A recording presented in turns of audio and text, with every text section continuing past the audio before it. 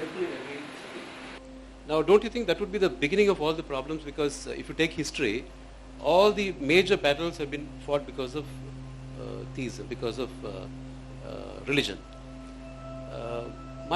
This thing could be labeled differently. I mean, a temple in every city could be labeled. No, I did not say temple in every city, did I say that? I said your home, your city, your town and your state and your nation and the world should become like a temple. That cannot be done by building more temples. That can only be done by you being in touch with the divine. And anyway, about the major wars, you need to understand this. There never was any kind of religious war till about 2000 years ago, okay? Not even 2000, about 1700 years ago. There never was, because in the East, in this part of the world, there was no such thing as religion. If you do not know this is the only religionless culture, godless culture. This may be a little scary for people, because we have 33 million gods and goddesses in this country. That happened when our population was 33 million. Since then, our population has increased, but we did not create enough gods and goddesses. Because of Western influence, we started feeling ashamed of gods and goddesses. If each one of you, there's something called as Ishtadevata, you can create your own god. You don't like any of the things available, you can make a tree in your house, God, you worship it. Nobody will think it's an odd thing in this country. There's a rock in your garden, you can worship it, nobody will think it's odd.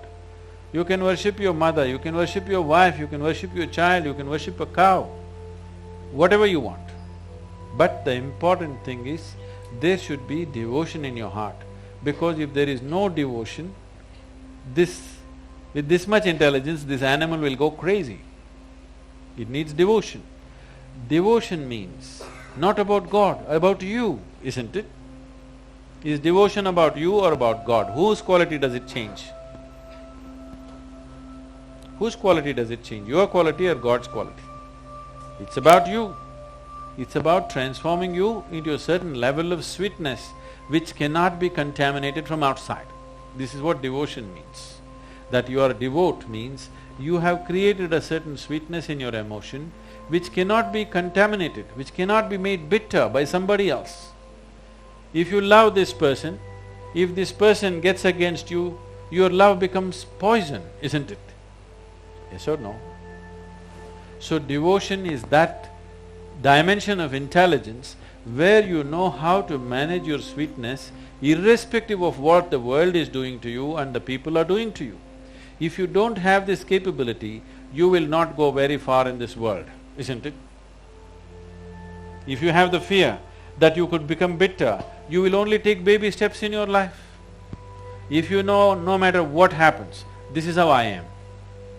It does not matter what happens to me in this world, this is how I will be. If this assurance you have, only then you take full strides into the world.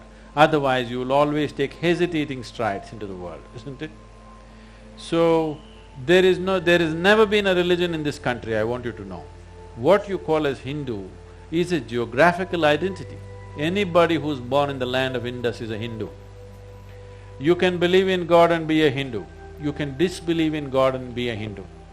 In your house, if you have 5 people can worship 5 different types of gods and still be okay with each other. This is not allowed anywhere else, because here we know that God is man's making. It is a device that we have created to touch the divine. Yes? If you do not understand this, how did all the gods come? We want to create devices to somehow touch the dimension which is the basis of creation. So we evolved a whole technology of God-making, not just creating forms, energizing them in such a way that it will assist you to touch the dimension of life. Everything is same energy. If you take some filth from the gutter and throw it at the root of the mango tree, it becomes a mango. The filth and the mango are same, isn't it? So why don't you just eat the filth, not the mango? No. you cannot eat that. But the mango you want to eat, this filth has been transformed into such sweetness, isn't it? What you call as earth that you walk upon is what is sitting here as your body and my body, isn't it? Yes or no? So it is the same thing, but it can be transformed into different dimensions of sweetness and energy and possibility, though it's the same thing. So understanding this, we evolved a whole science of consecration where we know how to turn a stone into divine. It is not a simple process. It is not just by belief. It is not just because of somebody believes it. It will reverberate.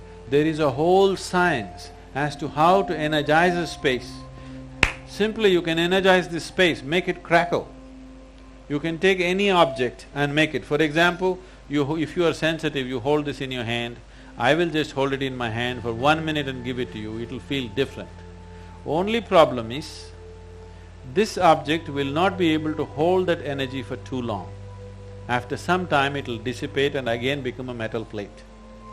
If you create this form with the necessary care, you can energize it in a way that it stays for a long period. So, we can consecrate an object. What is just stone right now will reverberate with a tremendous field of energy. If people come and just sit there, their lives are transformed. It is for this the temples were built. Temples are not a place of worship. Nobody is leading a prayer. There is no philosophy being propounded. But they told you one thing, if you go to the temple, you must sit there for some time. Did they tell you this? Huh? Nobody told you have to send an application to God, but they told you must sit there for some time. Now these days you're just touching your bottom to the floor and running away. That is not the idea. This is like a public battery charging place. If the place is kept alive, if you sit there, your life can transform itself, if it is properly created. I am talking about the ancient temples. Today's temples, many of them are built like shopping complexes, probably for the same purpose, that's a different thing. But if it's properly done, it is a phenomenally energizing space. Life can change simply sitting there.